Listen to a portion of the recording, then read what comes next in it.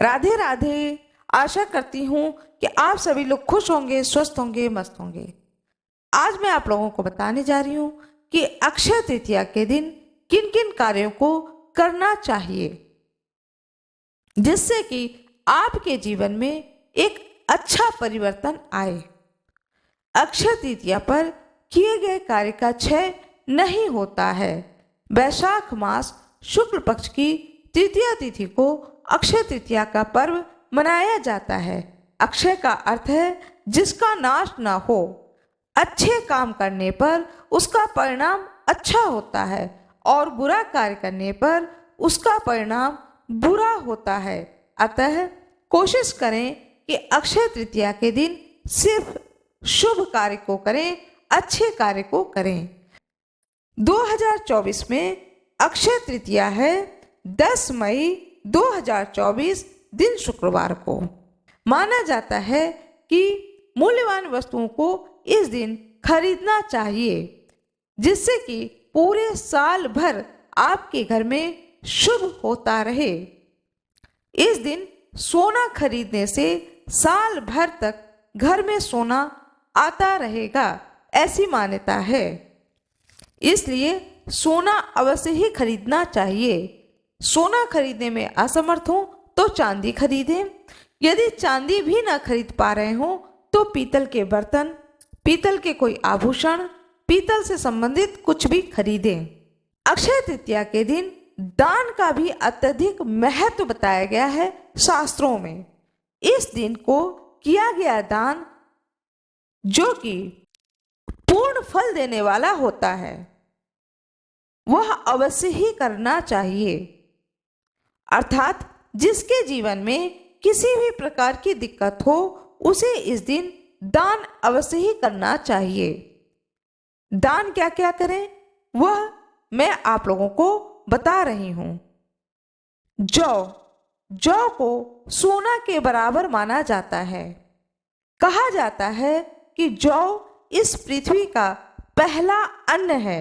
इसलिए नवरात्रों में भी जब पूजा की जाती है तो जवारे उगाए जाते हैं क्योंकि बहुत ही शुभ माना गया है जौ को। दूसरी चीज, जल से भरा हुआ घड़ा दान करना चाहिए। गर्मी का समय है, इस समय पानी का दान जितना ज्यादा हो सके करें। यदि आप सामर्थ्यवान हो तो कहीं पर भी पानी का भंडारा करें, पानी ही बंटवाएं, मीठा पानी बंटवाएं। नंबर 3, अत्यधिक गर्मी पड़ने के कारण आप जूता, चप्पल, छाता इस तरह की वस्तुएं भी दान कर सकते हैं। यह भी अत्यधिक पुण्य फल देने वाली होती हैं। मंदिरों में यथाशक्ति दान पात्र में कुछ न कुछ रुपए अवश्य ही डालें। आइए अब जानते हैं अक्षय तृतीया के दिन भगवान श्री हरि विष्णु की नर नारायण रूप में किस प्रकार से पूजन करनी चाहिए।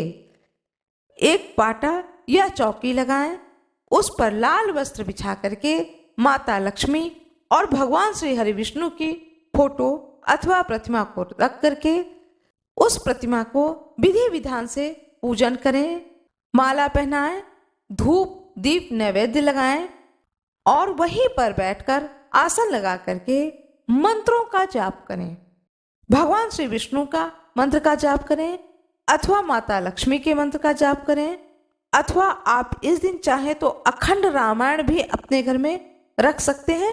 अखंड रामायण का पाठ कराएं, पूजा आराधना और ध्यान करें। अब मैं आपको बता रही हूँ लक्ष्मी जी का मंत्र। इस मंत्र को करें अक्षय तृतीया के दिन। मंत्र इस प्रकार से है: ओम ह्रीं श्रीं कमले कमलालये प्रसीद प्रसीद महालक्ष्मै नमः। ओम ह्रीं श्रीं कमले कमलालये प्रसीद प्रसीद महालक्ष्मी नमः। इस मंत्र का जाप करें। 1 माला, 3 माला अथवा 7 माला अथवा 11 माला कम से कम जाप करें। स्फटिक के माला पर इस मंत्र का जाप करें।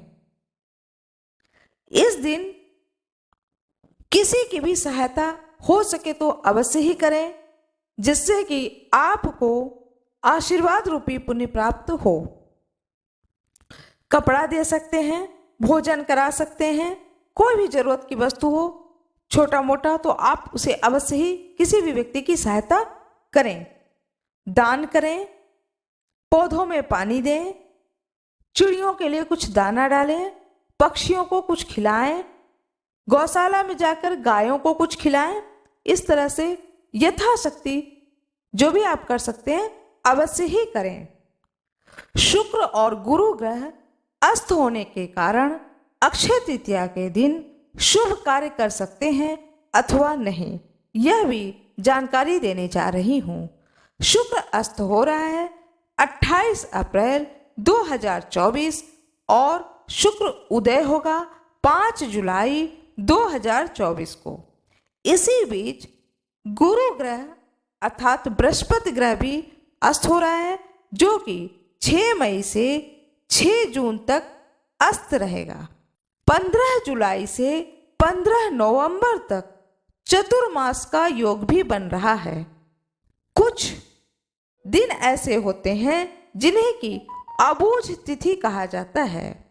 वह अबूझ तिथि अक्षय तृतीया का भी दिन माना जाता है।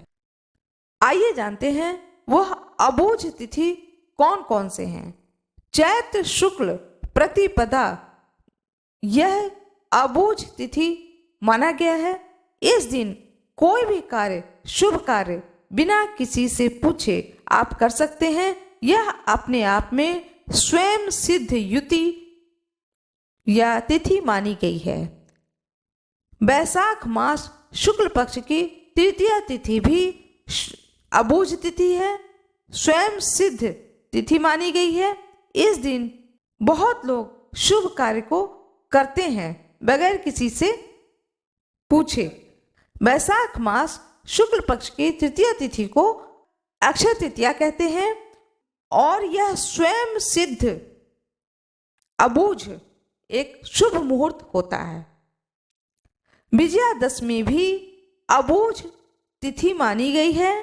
कार्तिक मास शुक्ल पक्ष की प्रतिपदा तिथि को भी स्वयं सिद्ध मुहूर्त कहा गया है। इन चारों तिथियों पर नक्षत्र की गणना, चंद्रमा की स्थिति आदि नहीं देखी जाती है। कोई भी कार्य आप कर सकते हैं। कहा जाता है कि हमारे पंचांगों में वार जो है वह गणना की जाती है सूर्योदय से लेकर के अगले दिन सूर्योदय तक एक वार और एक तिथि मानी जाती है। इसीलिए उदया तिथि में जो तिथि होती है उसी तिथि को सूर्योदय से लेकर के दूसरे दिन सूर्योदय काल तक उसी तिथि को माना जाता है। वार भी इसी प्रकार से माना जाता है, सूर्योदय से लेकर के दूसरे दिन के सूर्योदय के काल तक। शुक्रवार के दिन सूर्योदय से लेकर के शनिवार के दिन सूर्योदय तक अक्षय तृतीया का त्योहार मनाया जाएगा। आशा करती हूँ कि आप लोगों को यह जानकारी अच्छी लगी होगी। आप लोगों को यह जानकारी अच्छी लगी हो तो कृपया वीडियो को लाइक करिएगा, चैनल को सब्सक्राइब करिएगा, बेल आइकन दबाना ना भूलिएगा। आप लोगों का बहुत बहुत धन्यवाद।